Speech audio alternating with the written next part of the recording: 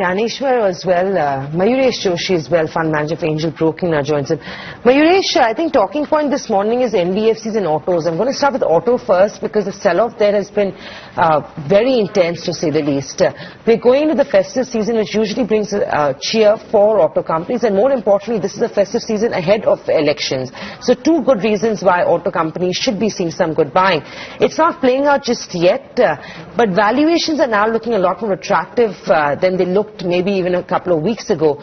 What is the trade on a Maruti, even though I know there are concerns of them losing market share, a TVS Motors, a Bajaj Auto, let's throw in Ashok Leyland as well for the sake of conversation. In these auto names I just mentioned, and Tata Motors of course with its JLR numbers, what are your trades, what are you buying, are you even buying to begin with? Morning, Samina. So yes, I think the numbers have been pretty soft. And again, I think one must really understand that what we are probably going through at this point of time with elevated petrol and diesel prices, what happens in terms of the ownership of these vehicles. I think it is just a sentiment effect from an immediate short-term perspective. Our own sense is that the volume should bounce back reasonably over the medium term.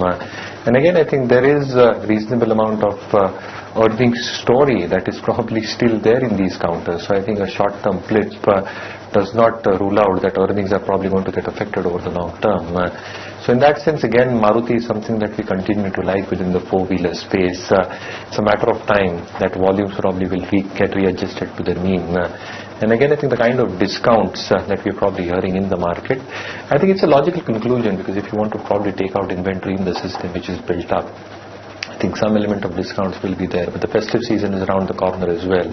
So expecting reasonable amount of volume growth to happen. Similarly for two-wheeler stocks, whether it's a Bajaj or a Hero or even an Eicher Motors, for example, I think the inherent demand still remains extremely strong, and for all these factors as well, along with I think the government probably or IRDA probably rolling back the accident cover, in fact making it optional for buyers, that does reduce that element of cost as well, and valuations have become really, really attractive at this point of time.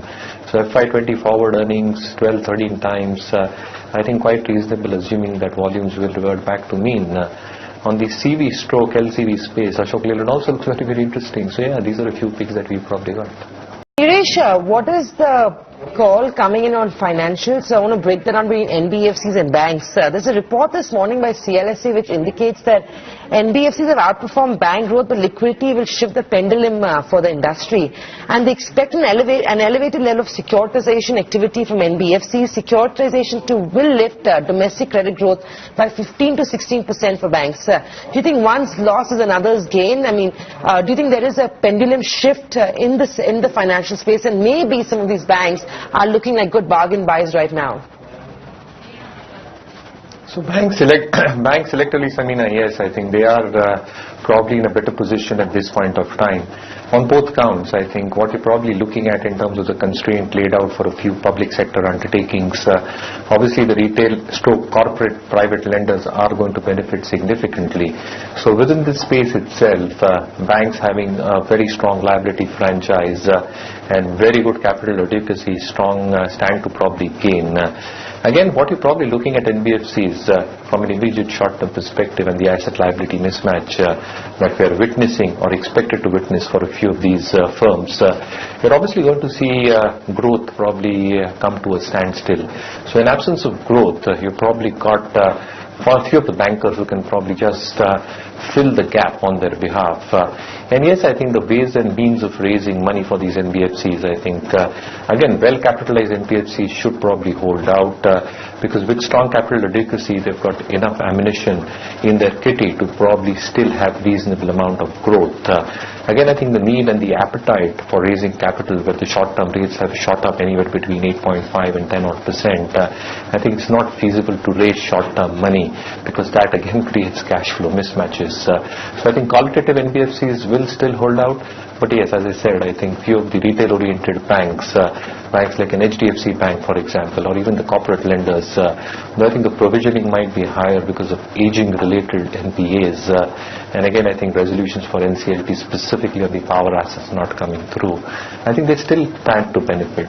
So I would concur with the point that the banks probably are on a strong footing at this point of time.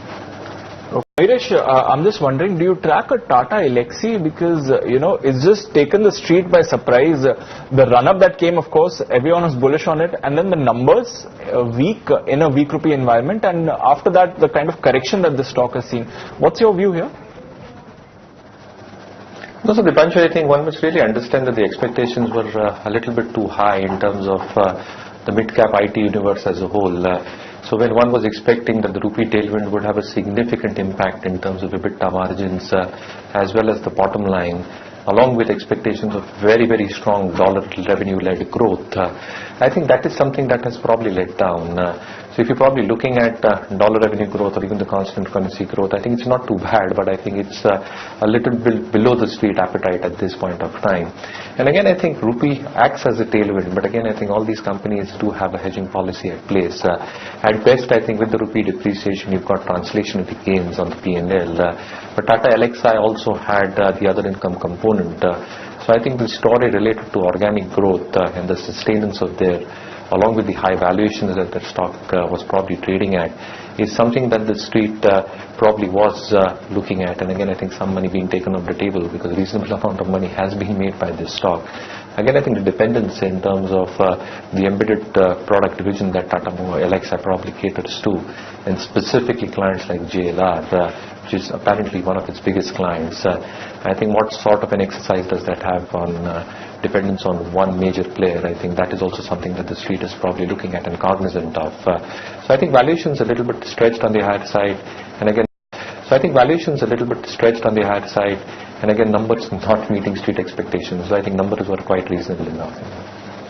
Okay. Piramal, I think two of our guests have identified Piramal as a caller. Let me take Mayuresh on board as well. Mayuresh, any conviction calls coming in after such a sharp slide in the markets? I mean, something that you were looking to buy earlier but couldn't because of valuations and would now, of course, look to enter into? Conviction has got tested, Dipanshu, in these markets. So I think a large element of the large cap names that I discussed, stocks like Maruti, where our own sense is that earnings should revert back over the medium term. And again, I think the margins should come back to their mean. Is this something that we continue to like?